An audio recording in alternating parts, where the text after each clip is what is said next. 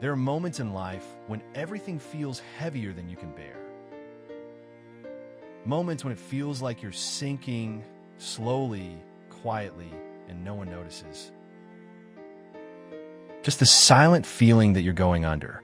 And it's in moments like these that a simple hymn you may have sung without thinking suddenly becomes a lifeline. Love lifted me. Love lifted me.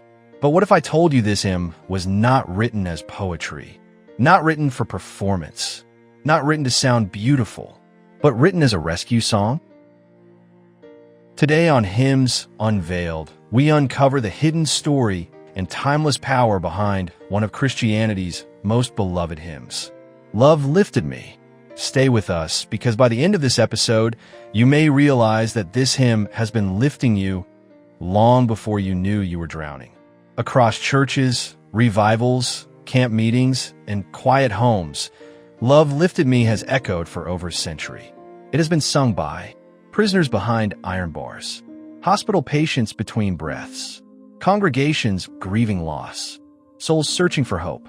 And yet, many who sing it have never paused to ask, what kind of love lifts?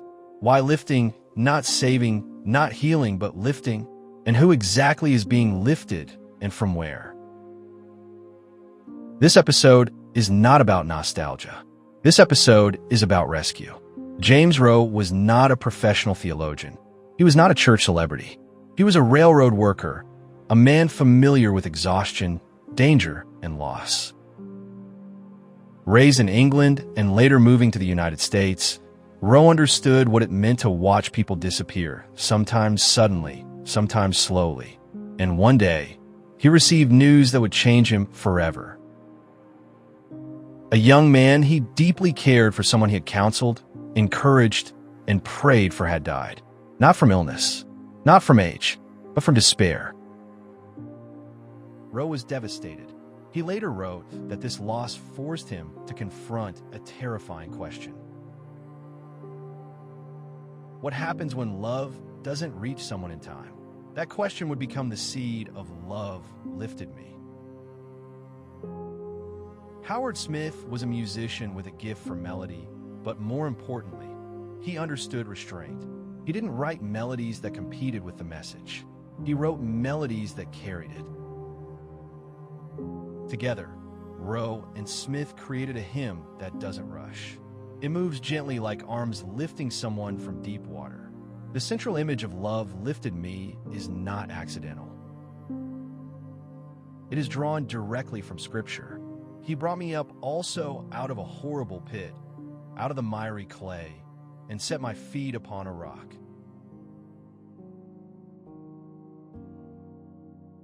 Psalm 40 verse 2. Drowning is one of the most frightening human experiences because it is silent, gradual, isolating. People don't drown waving wildly. They drown slipping beneath the surface. This hymn does not describe a person fighting their way to shore. It describes someone being lifted. That distinction matters. I was sinking deep in sin, far from the peaceful shore. This is not poetic exaggeration. It is theological honesty.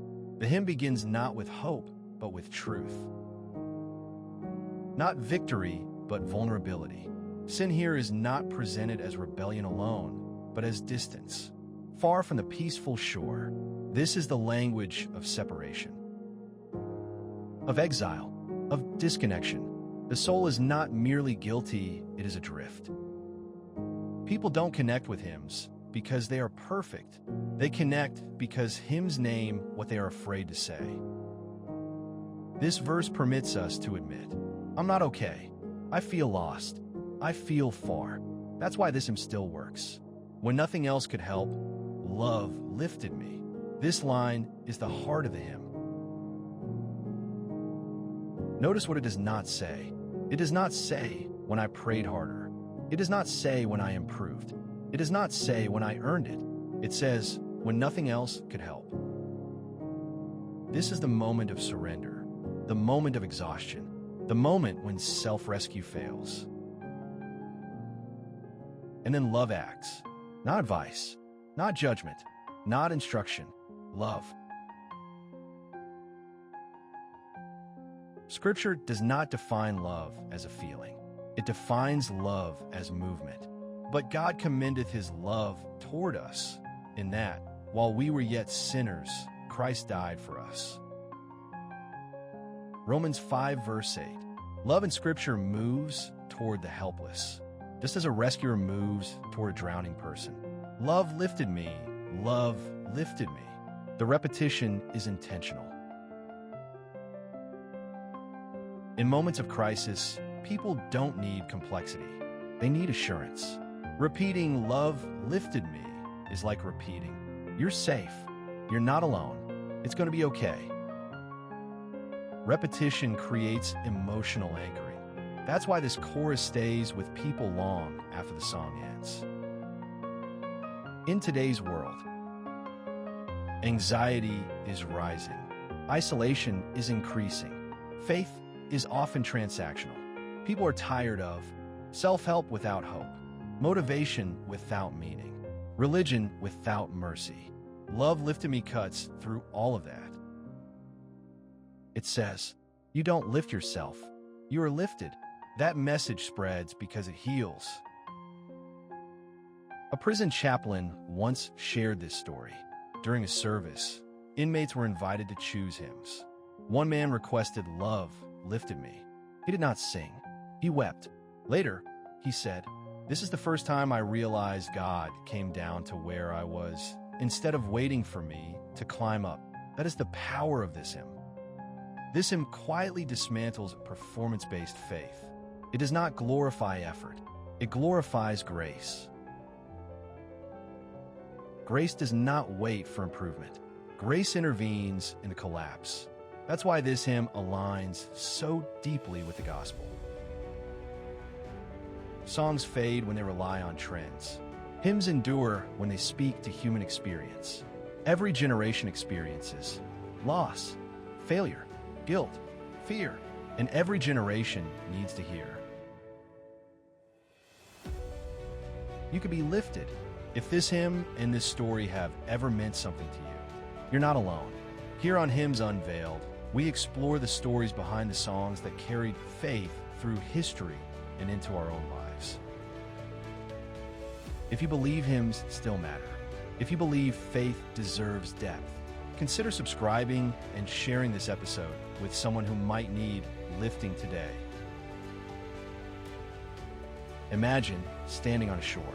You see someone struggling in the water. Love does not shout instructions. Love enters the water. Love lifts.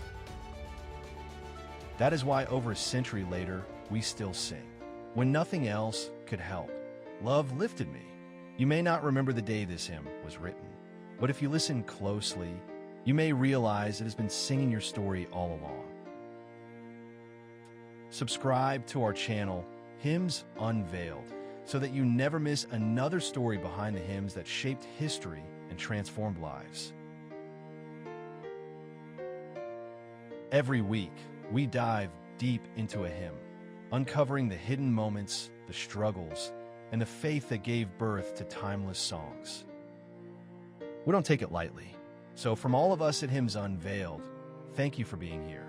Thank you for letting these hymns speak to you, for letting history and faith touch your life, and for being part of a journey that reminds us all, no matter the storm, there is a rock, and his name is eternal.